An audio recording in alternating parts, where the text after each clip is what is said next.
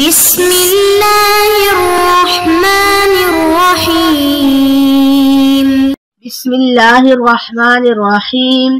میری عزیز طالبات، آج ہم سبق نمبر 40 میں سورۃ المائدہ کی آیت نمبر 101 سے لے کر 105 تک کا ترجمہ اور تفسیر پڑھیں گے۔ آئیں اب چلتے ہیں آیات مبارکہ کی طرف۔ اعوذ باللہ من الشیطان الرجیم، بسم اللہ الرحمن الرحیم۔ یا ایہا الذین آمنوا لا تسألوا عن اشیاء ان تبد لکم تسؤکم وان تسألوا عنها حین ينزل القرآن تبد لکم عفا اللہ عنها واللہ غفور حلیم۔ قد سألها قوم من قبلكم ثم أصبحوا بها كافرين ما جعل الله من بحيرة ولا سائبة ولا وصيلة ولا حام ولكن الذين كفروا يفترون على الله الكذب وأكثرهم لا يعقلون۔ وَإِذَا قِيلَ لَهُمْ تَعَالَوْا إِلَى مَا أَنزَلَ اللَّهُ وَإِلَى الرَّسُولِ قَالُوا حَسْبُنَا مَا وَجَدْنَا عَلَيْهِ آبَاءَنَا أَوَلَوْ كَانَ آبَاؤُهُمْ لَا يَعْلَمُونَ شَيْئًا وَلَا يَهْتَدُونَ۔ يَا أَيُّهَا الَّذِينَ آمَنُوا عَلَيْكُمْ أَنفُسَكُمْ لَا يَضُرُّكُمْ مَنْ ضَلَّ إِذَا اهْتَدَيْتُمْ إِلَى اللَّهِ مَرْجِعُكُمْ جَمِيعًا فَيُنَبِّئُكُمْ بِمَا كُنْتُمْ تَعْمَلُونَ۔ آیات مبارکہ کا ترجمہ۔ یا ایہا الذین آمنوا، اے ایمان والو، لا تسألوا، تم نہ پوچھو، عن اشیاء، ایسی چیزوں کے بارے میں، ان تبد لکم تسؤکم، کہ اگر وہ تم پر ظاہر کر دی جائیں تو تم کو بری لگیں، وَإِن تَسْأَلُوا عَنْهَا، اور اگر تم پوچھو گے ایسی باتوں کے بارے میں، حِينَ يُنَزَّلُ الْقُرْآنُ، جب قرآن نازل ہو رہا ہو، تُبْدَ لَكُمْ، تو وہ تم پر ظاہر کر دی جائیں گی، عَفَا اللَّهُ عَنْهَا، اللہ نے درگزر کیا ان باتوں سے، وَاللَّهُ غَفُورٌ حَلِيمٌ، اور اللہ تعالی معاف کرنے والے بردبار ہیں۔ قد سألها قوم من قبلكم، تحقیق ایسی ہی باتیں پوچھ چکی ہے اے قوم تم سے پہلے، ثم اصبحوا، پھر وہ ہو گئے، بہا کافرین، ان باتوں کی وجہ سے کافر۔ ما جعل اللہ، نہیں بنایا اللہ نے، من بحیرۃ، کوئی بحیرہ، ولا سائبۃ، اور نہ ہی سائبہ، ولا وصیلۃ، اور نہ ہی وصیلہ، ولا حام، اور نہ ہی حام، ولیکن الذین، اور لیکن وہ لوگ، کفروا، جو کافر ہیں، یفترون، وہ باندھتے ہیں، علی اللہ الکذب، اللہ تعالیٰ پر جھوٹ، واکثرهم لا یعقلون، اور ان میں سے اکثر عقل نہیں رکھتے۔ وَإِذَا قِیلَ لَهُمْ، اور جب ان سے کہا جاتا ہے، تعالوا، آؤ، الی ما انزل اللہ، اس چیز کی طرف جو اللہ نے نازل کی، وإلی الرسول، اور رسول کی طرف، قالوا، تو وہ کہتے ہیں، حسبنا ما وجدنا علیہ آباءنا، کافی ہے ہمارے لیے وہ چیز جس پر ہم نے اپنے آباء و اجداد کو پایا۔ اولو کان آباؤہم لا یعلمون شیئا، اگرچہ ان کے آباء و اجداد کسی چیز کو نہ جانتے ہوں، ولا یہتدون، اور نہ ہی ہدایت پر ہوں۔ یا ایہا الذین آمنوا، اے ایمان والو، علیکم انفسکم، تم پر لازم ہے اپنی جان کی فکر، لا یضرکم، تمہارا کچھ نہیں بگاڑ سکتا، من ضل، وہ شخص جو گمراہ ہو، اذا اہتدیتم، جبکہ تم ہدایت پر ہو، الی اللہ مرجعکم جمیعا، اللہ ہی کی طرف تم سب نے لوٹ کر جانا ہے، فینبئکم، پھر وہ تم کو خبر دے گا، بما کنتم تعملون، ان کاموں کی جو تم کرتے تھے۔ آیات مبارکہ کی تفسیر۔ یا ایھا الذین آمنوا لا تسألوا عن اشیاء ان تبد لکم تسؤکم وان تسألوا عنها حین ینزل القرآن تبد لکم عفا اللہ عنہا واللہ غفور حلیم۔ اس آیت کا شان نزول یہ ہے کہ جب حج فرض ہوا تو ایک صحابی اقرا بن حابس رضی اللہ تعالی عنہم نے نبی پاک صلی اللہ علیہ وسلم سے پوچھا، یا رسول اللہ کیا ہر سال حج فرض ہے؟ تو آپ صلی اللہ علیہ وسلم نے سکوت اختیار فرمایا۔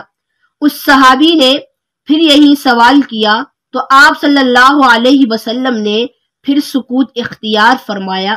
اس کے بعد اس صحابی نے تیسری دفعہ یہ سوال کیا تو آپ صلی اللہ علیہ وسلم نے فرمایا کہ اگر میں اس وقت ہاں کہہ دیتا تو تمہارے اوپر ہر سال حج فرض ہو جاتا اور تم اس کو پورا نہ کر سکتے۔ اس کے بعد آپ صلی اللہ علیہ وسلم نے فرمایا کہ میں جس چیز کا تم کو حکم دوں اس کو کرو اور جس چیز سے تم کو روکوں تو اس سے باز آ جاؤ۔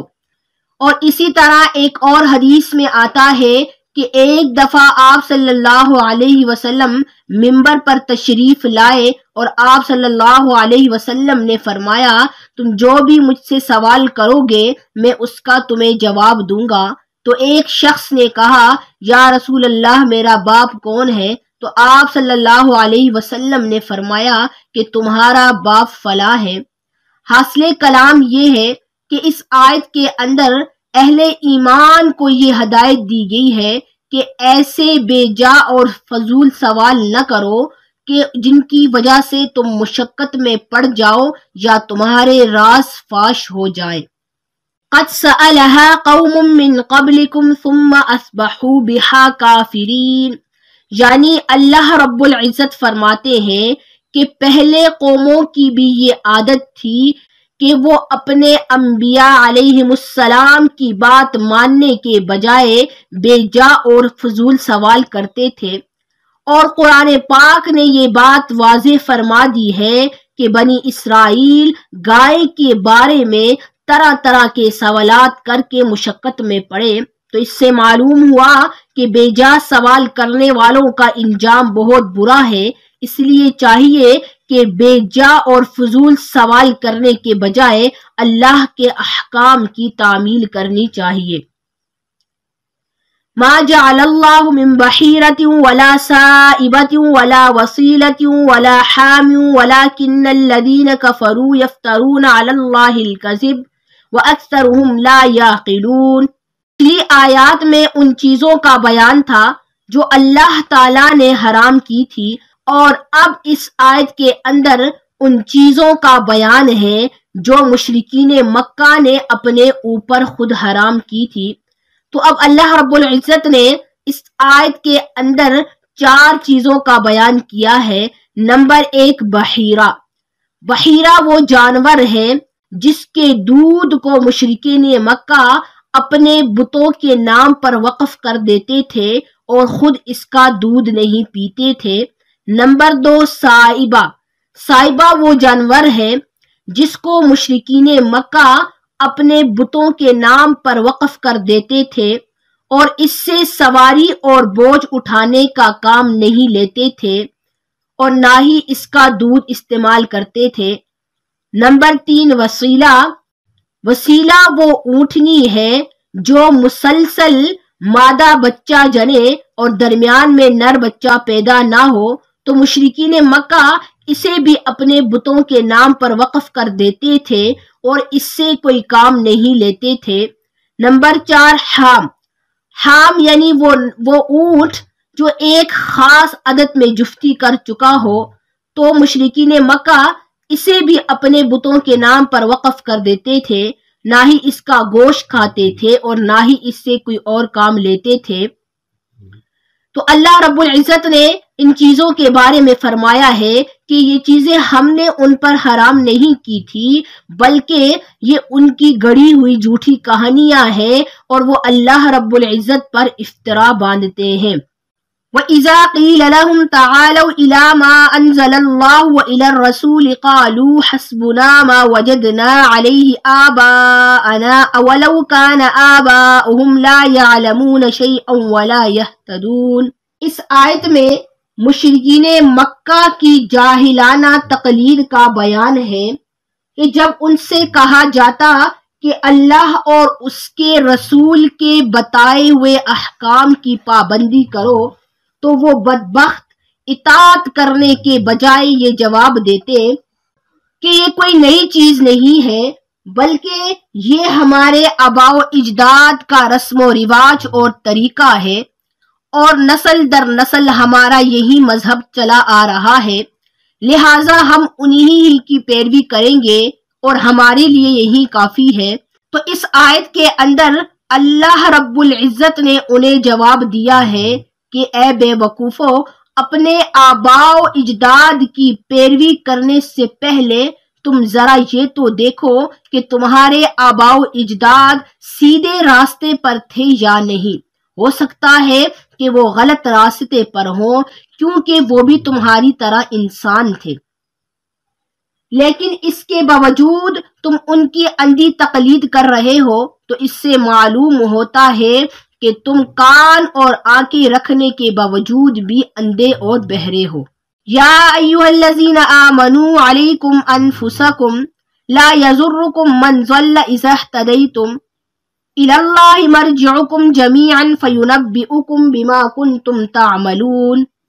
اس آیت کے اندر مسلمانوں کے لیے تسلی ہے کہ اے ایمان والو، تم ان بدبختوں اور گمراہ لوگوں کی پرواہ نہ کرو بلکہ تم اپنی اصلاح کی فکر کرو۔ اب اس آیت کا مطلب ہرگز یہ نہیں کہ امر بالمعروف اور نہی عن المنکر کو ترک کرنا چاہیے، بلکہ اس آیت کا مطلب یہ ہے یعنی امر بالمعروف اور نہی عن المنکر کر لینے کے بعد بھی اگر کوئی شخص رائے راست پر نہ آئے تو اس کا رائے راست پر نہ آنا تمہارے لیے نقصان دہ نہیں، کیونکہ قرآن مجید میں بھی آتا ہے لا تزر وازرۃ وزر اخری۔ اس لیے تم امر بالمعروف اور نہی عن المنکر کرو اور اس کے بعد اپنی اصلاح کی فکر کرو، کیونکہ سب نے مر کر اللہ کے پاس جانا ہے اور اللہ ہر ایک سے اس کے اعمال کے بارے میں پوچھے گا۔ ہمارے آج کے سبق کا خلاصہ یہ ہے، آیت نمبر 101 سے لے کر 105 تک کا ترجمہ اور تفسیر، اور انشاءاللہ کل ہم سبق نمبر 41 میں آیت نمبر 106 کا ترجمہ اور تفسیر پڑھیں گے۔ والسلام علیکم ورحمۃ اللہ وبرکاتہ۔